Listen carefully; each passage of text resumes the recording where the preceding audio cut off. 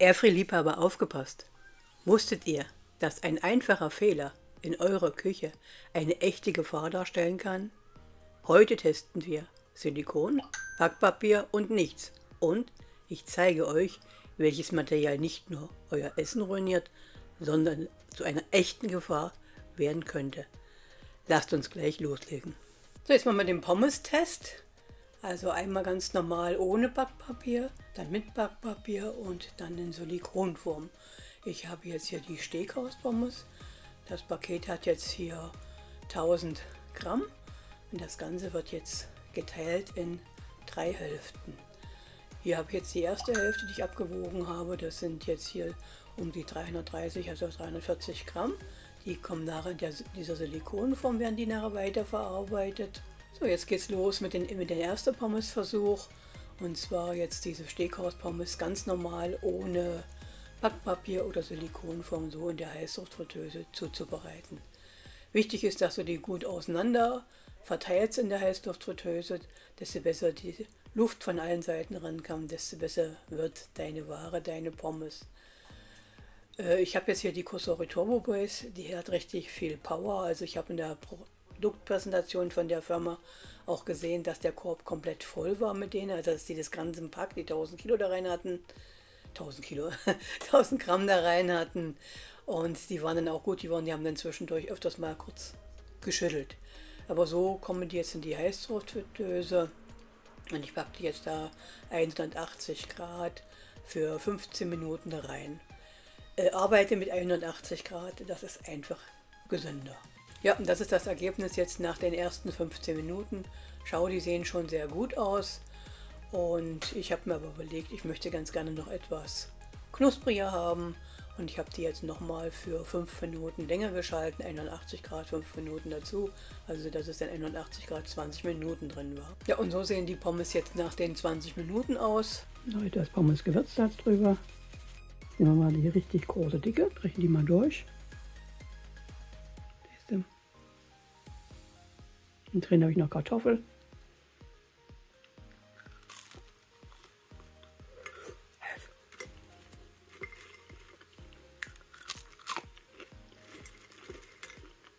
Richtig lecker, richtig klasse. Daumen hoch. Schau, so gibt es das jetzt zusammen. Das war Neubraten von gestern. Heute nochmal warm gemacht. Und die Pommes dazu. So ist das jetzt in der Heißluftfritteuse drin. Und 180 Grad 20 Minuten. So sehen die jetzt nach 20 Minuten aus. Die sehen also auch sehr gut aus. Was jetzt das Problem haben, du kannst sie nicht schütteln. Der ganze Korb rutscht hin und her, aber die Pommes sind drinne, bewegen sich nicht. Pommes Gewürzsalz noch drüber. Ja. Du merkst, die sind nicht so knackig. Die sind jetzt nicht so knackig. Merke ich jetzt, habe ich jetzt gemerkt, wie ich die durchgebrochen habe. Erst habe ich gedacht, okay, die geht jetzt so, aber die große, die war nicht so knackig, der war doch etwas latschiger. Also sie sind eindeutig matschiger, siehst du? Doch nicht ganz so knusprig. Und die Pommes selber sind nicht so knusprig geworden. Geht aber. Geht aber, ja. So, mein Pommes-Test. Auch mit Backpapier unten rein. Das sind meine Pommes.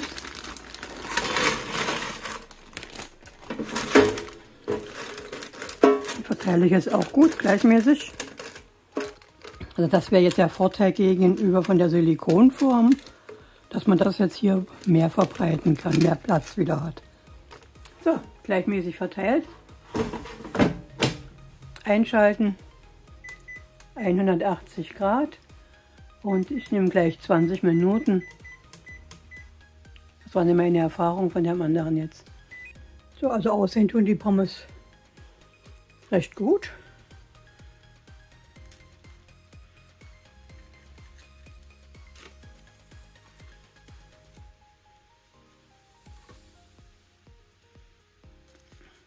Ja, sie kommen so ziemlich an den ran, ohne irgendwas, also einfach so auf die Grillplatte. Die scheinen etwas mehliger noch drin zu sein, nicht ganz so knusprig. Ja, es geht. Also so könnte man es auch machen. Nur wenn ich überlege, für Pommes mit Backpapier, wo habe ich denn da Dreck in der heißen Fritteuse? Also macht sie ohne. Das ist 10-mal besser. Das war jetzt ein Knusperstück, was ich rausgeholt habe. Ja, und weiter geht es mit Test 2. Und da habe ich gedacht, ich nehme mal diese Fisch-Kartoffel-Röstis hier. Mit diese Rösti-Panade oben drauf. Und da testen wir jetzt mal einmal heiße Fritteuse pur. Dann mit Backpapier und das andere mit Silikon. Anfang tun wir ganz normal, pur da drin. So, und bei der Zubereitungszeit steht Vorheizen 225 Grad. Backofen, Backblech legen 15 Minuten, 20 Minuten. Also das ist für die Heißluftfritteuse viel zu lang. Und ich nehme das jetzt mal ganz kurz raus, heize die Heißluftfritteuse auch etwas vor.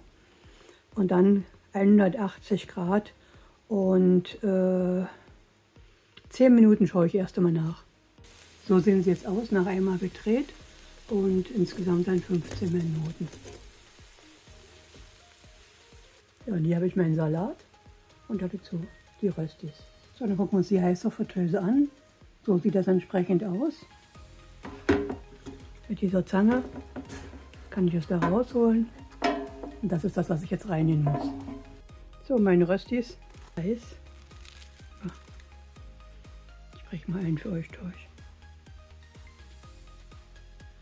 Ja, passt super. So, jetzt geht es weiter mit meinen Fischstäbchen und diesmal im Papier. Die Heißluftfritteuse heizt sich wieder etwas vor. So, die kann ich ja hier gut darauf verteilen. So, die anderen habe ich etwas mit Öl eingesprüht. Das mache ich jetzt hier auch.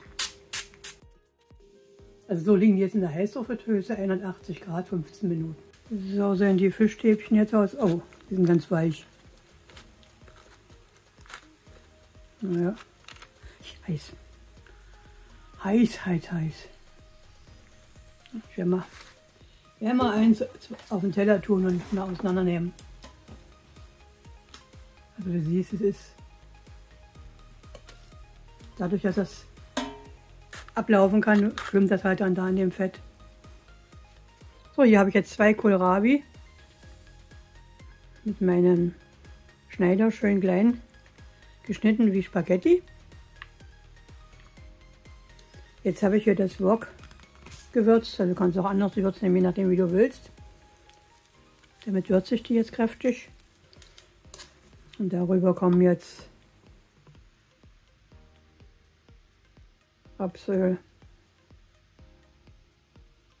2 Löffelchen. Ja, das ist mein Rapsöl. Ja, für 3 hat es noch gelangt. Ja, so, dann ist mein Rapsöl auch alle. So, du kannst das jetzt entweder ganz normal dann in deine Heißluftfritteuse tun. Ich würde es auf 170 Grad nur einstellen und ein paar Minuten, also mal 10 Minuten, weil das ist ja dünn, das braucht ja nicht so lange. Ich habe jetzt den Speedy und ich möchte das diesmal im Speedy wieder machen. Dampfgaren. Das hat noch mal ist noch mal eine Klasse feiner und eine Klasse besser. So, jetzt sind wir im Speedy. Ich habe die Grillplatte schon unten rein. Hier habe ich warmes Wasser, 600 Milliliter. Das kommt unten rein. Dann habe ich hier meine Silikonmatte, die packe ich jetzt oben drüber. Wenn ich die oben habe, passt die voll ganz so von der Größe. Nach unten siehst du, geht der Speedy konisch zu, aber das macht gar nichts. So, darauf sind jetzt meine Kohlrabi gekommen. Und durch die Matte können wir die nicht unten drunter durchfallen. Hebel, Speedy zu, Hebel hoch, einschalten, Dampf garen und das Ganze, ja, 10 Minuten länger braucht das nicht. Und dann fängt der Speedy an. Das dauert ein bisschen mit der Vorheizen, dann geht es mit der Temperatur entsprechend runter. So, schau, so ist es fertig und sieh, durch die Matte ist halt nichts unten drunter durchgefallen, was sonst der Fall ist, wenn du es auf die Grillplatte so nur legst. So, schau, jetzt habe ich das schon mal aus dem Speedy rausgeholt.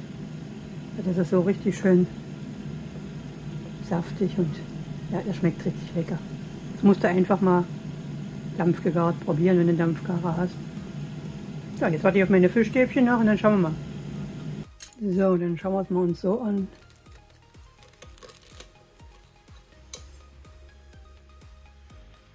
Ja, also vom Fisch wäre es okay. Aber hier ist es mir noch doch etwas zu weich. Also entweder noch ein paar Minuten länger. Ich habe es jetzt runter vom Backpapier und ich mache es jetzt so fertig, weil ich will es ein bisschen grosser haben. Das ist mir jetzt doch zu, wie du siehst, zu wappelig noch. Also ich habe jetzt eins so probiert. Es hat einfach auf der Platte besser geschmeckt, weil das Knusprige da war. Das schmeckt einfach nicht so irgendwie. Läppsch schmeckt es jetzt. Und dann wurde ich auch gebeten, vorab die Zutaten zu nennen, damit ihr schauen könnt, ob ihr das zu Hause habt. Also ich brauche 2 Zwiebeln, dann 2 Esslöffel Olivenöl, dann habe ich hier braunen Zucker, davon brauche ich, und von den Balsamico-Essig, ja, und noch Salz und Pfeffer. Ja, als erstes fange ich mit der Zwiebel an. So, dann werden die Zwiebeln in so dünne Streifen geschnitten oder Ringe. Ich habe die halt so halbiert und dann lässt sich jetzt einfach besser schneiden. So, hier habe ich jetzt die geschnittenen Zwiebeln. Heißt, zur Fritteuse ist der Boden raus. Die Zwiebeln kommen direkt so in den Boden. Und dann mache ich die Zwiebeln mit den Fingern so auseinander. Ja, so sind sie schon mal gut verteilt. Hier habe ich jetzt meine 2 Esslöffel Öl. Dann brauche ich von meinem Balsamico-Essig 1 Esslöffel. So, von meinem braunen Zucker brauche ich einen Teelöffel. Und jetzt noch Salz und Pfeffer. Und das verteile ich jetzt mal etwas, so dass richtig gut überall das gleichmäßig an den Zwiebeln dran ist. Jetzt kommt das so in der Heißluftfritteuse bei 180 Grad für 15 Minuten und dann schaue ich nochmal. So, schau, hier habe ich jetzt schöne geröstete Zwiebeln. Die kann ich entweder so zum Essen nehmen. Also schön angeschmorte Zwiebeln. Du siehst, die sind nicht verbrannt, sind schön geröstet. So, ich will die jetzt weiterverarbeiten, will da Soße draus machen. Und da kommen die jetzt hier in meinen Mixer rein. So, den Behälter mache ich dann gleich wieder sauber, ausgewaschen, ausgewischt. Dann kann ich ihn weiterverwenden. So, jetzt habe ich die hier in meinen Mixer rein. Jetzt verschließe ich den.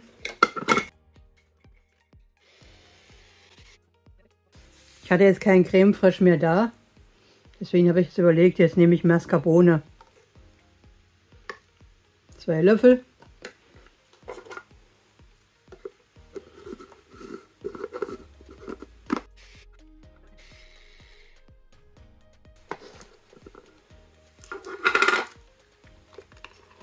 Ja, schon richtig schön. Noch einmal und dann ist es, passt das so. Dann hast du eine wunderbare Zwiebelsoße zu deinem Essen. Musst du unbedingt mal nachmachen. Wenn dir meine Rezepte, meine Ideen gefallen, gerne einen Kommentar, Like, Abo dalassen.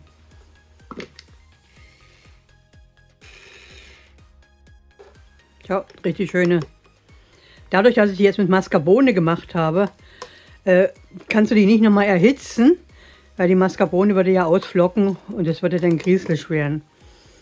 Ja, hättest du die mit Soßenbinde oder mit Mehl gebunden, da eine Soße dann weiter draus gemacht, dann kannst du die wunderbar auch kalt stellen und wenn du die dann nachher brauchst, kurz in der Heißluftfritteuse zum Essen in den kleinen Schälchen dazu und dann hast du so nochmal jederzeit auch frische Soße dazu. Schmeckt richtig köstlich. Wenn ich mich gerade reinsetze, könnte ich gerade die ganze Soße so essen. So, jetzt fehlt noch einmal dieser Fisch mit den Kartoffelrösti Panade in dieser Silikonform. Ja, auch hier tue ich die jetzt wieder mit meinem Öl einsprühen, damit alle die gleiche Voraussetzung haben. Die heiße Fritteuse habe ich auch wieder vorgeheizt. Und jetzt geht es auch wieder bei 180 Grad 15 Minuten in die heiße Fritteuse. So, dann schauen wir uns mal die an. Auch noch etwas weich. Dadurch, dass sie aber die Rillen jetzt hier haben, konnte das Fett etwas ablaufen. Dann müssen wir rumdrehen, auf den Teller packen. Dass das jetzt was unten in der Schale geblieben ist. So, dann schaue ich mal, dann probiere ich mal.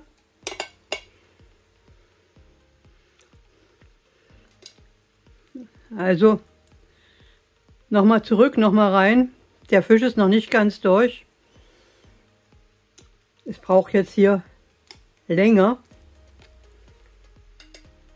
Und dann sehen wir uns wieder, wenn ich es nochmal länger drin hatte.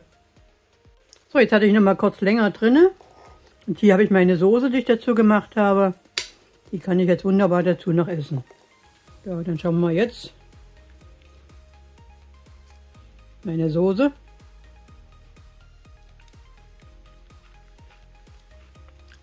Köstlich. Und mein Fisch jetzt. Ja, jetzt ist er fester.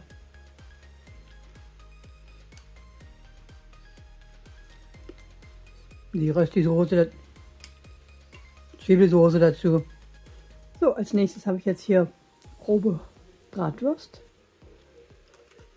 Die kannst du jetzt einmal entweder so direkt da reinlegen oder wenn du willst, kannst du die auch ganz leicht, nicht zu sehr, von der Oberfläche hier so ein klein bisschen einschneiden. Das langt schon. Du siehst jetzt hier, ich habe die nur ein ganz klein bisschen von oben eingeschnitten. So kommt das jetzt in die heiße Fritteuse. 180 Grad, 10 Minuten. Ah, das ist fertig. Das ist die eingeschnitten. Das ist die nicht eingeschnittene. Siehst du, wie saftig das da ist? So, das ist jetzt meine heiße Fritteuse. Der Boden, wie das jetzt aussieht, was ich nur reinnehmen muss. So, und hier noch die Würste, wie die in der heiße Fritteuse entsprechend dann drin sind. Also du siehst, dadurch, dass der Korb drin ist, hast du weniger Platz, was bei den Pommes doch schon ausschlaggebend ist. Bei den Würsten stört es nicht so, das ist langt vom Platz noch. So, das ist die eine Wurst. Und das ist die eingeschnittene Wurst. Weil sie sehen beide jetzt gut aus. Ich habe es von der Zeit etwas länger drin gelassen. Und das ist das jetzt hier, was an Fett ausgelaufen ist, was jetzt da in der Schale drin ist. Also dadurch, dass die Schale die Luftlöcher hat, also diese Rillen hat, eignet die sich auch eigentlich sehr gut. So. Jetzt sind wir beim Essen. Du meinst auch, dass die Bratwurst etwas trockener ist jetzt als die andere, wenn sie auf die Platte gemacht wird. Ja. So, und jetzt kommt der Test mit unserem Backpapier. Das kommt hier in die heiße Fritteuse rein. Und dann kommt meine Wurst. 1, 2 Stück entsprechend rein. Die habe ich auch wieder eingeschnitten. Jetzt nehme ich aber mal eine Wurst wieder raus. Ich will dir mal ganz kurz was zeigen. So. Leg das mal da rein. Schalte ein. 180 Grad wieder. 10 Minuten. Start. Gucken wir mal, was jetzt passiert ist. Hast du es gesehen? Das Backpapier geht hoch. Das ist äußerst gefährlich. Deswegen lege ich jetzt meine Würste mal ganz auseinander. Weil nämlich normalerweise nutze ich kein Backpapier, weil mir das einfach zu gefährlich ist. So, jetzt habe ich die weiter auseinandergelegt. Jetzt sollte es eigentlich nicht mehr hoch können. Also die Gefahr gebannt. So, jetzt lasse ich es 81 Grad 10 Minuten laufen. So, dann schauen wir mal, die Zeit ist um. Du siehst, die Wurst sieht in meinen Augen erbärmlich aus. Und das mit dem Backpapier hat trotzdem, dass ich das so gelegt habe, auch nicht richtig geklappt. Also ich breche jetzt an dieser Stelle den Test mit dem Backpapier ab. Jetzt verstehe ich auch, warum manche sagen, meine Wurst wird nichts. Die machen Backpapier unten drunter, weil sie nicht sauber machen möchten. Obwohl das gar nicht viel Arbeit ist. Aber ich nehme die jetzt raus und packe die so da rein und dann haben wir eine gescheite Wurst heute Mittag. Aber das ist keine Bratwurst. Guck dir das mal an. Ja, das wird nichts. Kein Wunder. So, und das war ja noch die Wurst mit dem Backpapier. Nach 10 Minuten, du siehst, das hat überhaupt nicht geklappt. Also, ich werde mal jetzt versuchen, die jetzt noch ohne Backpapier zum Leben zu erwecken. Aber die fühlt sich jetzt schon trocken an. War halt ein Test für euch. So, jetzt machen wir mal die Auswertung von dem Ganzen. Als erstes hatten wir ja die Pommes pur auf der Platte gemacht, auf der Crispplatte. Und da siehst du, dass die Pommes wirklich sehr gut geworden sind. Der zweite Test war nachher, wo wir die Pommes in die Silikonform reingelegt haben. Da waren die Pommes einfach noch matschiger, also sie haben länger gebraucht. Und der dritte Test, das war jetzt hier die Pommes mit dem Backpapier, wo du siehst, wie die auf Backpapier, da haben sie auch noch genug Platz und Luft. Und da war das Ergebnis fast wie bei den ersten, also ohne Backpapier, ohne Silikon, also da waren die auch gut, bloß ich sag mir, bei Pommes Backpapier brauche ich eigentlich nicht, da ist ja die Reinigung auch sowas von easy. Ja, als nächstes haben wir den Fisch auf der Platte probiert, der Fisch war da super. Dann haben wir den auf dem Backpapier probiert. Da siehst du, der war einfach noch zu weich. Der hätte dann noch länger gebraucht. Und ja, bei dem Fisch in der Silikonform war das gleiche wie bei dem Backpapier. Da hat er einfach noch länger gebraucht. So, und jetzt kommen wir zu unserem dritten Test. Das ist unsere Bratwurst. Einmal ganz normal auf die Platte gemacht, 81 Grad, 10 Minuten und die Wurst war super. Dann als zweites haben wir die Silikonform probiert und in der Silikonform ist die Wurst auch gut geworden, aber sie hat einfach noch länger gebraucht und sie war dann trockener. Ja, und das dritte war probieren die Wurst auf Backpapier. Und da bin ich richtig erschrocken, weil ich habe die so noch nie auf Backpapier probiert, wie ich dann nachher die erste Wurst da reingelegt habe. Und ich habe das mal einmal knistern in meiner Heißluftfritteuse und dachte, ups, Schublade aufgucken, sehe ich, das Papier war hochgeschlagen und es hätte an die Heizspirale kommen können. Ja, und das ist ganz gefährlich, Brandgefahr. Also du willst ja nicht wegen einer einfachen Wurst, die man so einfach da an der Heißluftfritteuse so brutzeln kann, vielleicht deine Küche abbrennen. Also sei da in Verbindung mit Backpapier sehr, sehr vorsichtig. Du kannst viele Speisen mit Backpapier machen, aber da muss das Backpapier gut belegt sein, musst Obacht geben, dass es nicht nach oben an die Heizspirale schlagen kann. Ja, und hier siehst du noch, dass die Wurst auch überhaupt nichts geworden ist.